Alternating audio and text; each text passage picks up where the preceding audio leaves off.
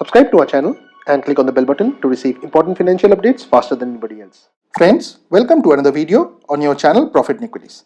In this video, we'll be talking about Saurabh Mukherjea's new stock pick, which possesses a strong moat and has very strong ratios with an ROCE of 37.81%, which is fabulous, and a return on equity of 25.26%. Both of these numbers are exceptional and warrant that we go ahead and monitor this stock. Now friends, if you have not already become members on Profit and Equities, please click on the blue join button below and follow the steps to become members. This entitles you to member-only privileges on Profit and Equities.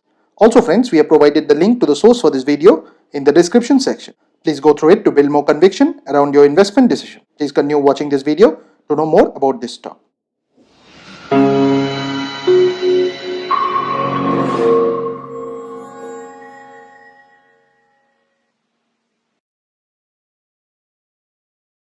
Now the company in question is Dr. Lal PathLabs Limited, which is available at Rs 980.65 and the face value for it is 10.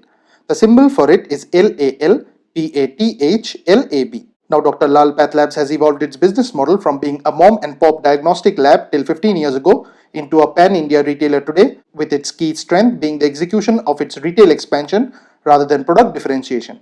Formalization of the economy, rising awareness among consumers, and expansion of organized medical setups such as hospitals have led to a dilution in the doctor connect related mode of unorganized diagnostic setups, especially in large cities, with some doctors leaving the choice of laboratory in the hands of the patient. Moreover, as diagnostics related to preventive care and lifestyle related diseases increase in prevalence, the doctor connect mode of small pathology lab players will get diluted further. Through such evolution in larger cities, Dr. Lal PathLabs has built its moat around optimizing the network of national reference labs, nodal labs, and sample collection centers in terms of their location, size, and diagnostic features, thereby offering an end-to-end service to patients for their diagnostic needs, while also building a strong brand recall around it. Though the diagnostic industry in smaller cities is still under the tight control of mom and pop labs, over the next couple of decades, they are likely to undergo evolution similar to the one seen in large cities. Assuming that the company can maintain its post-tax return on capital employed at 35%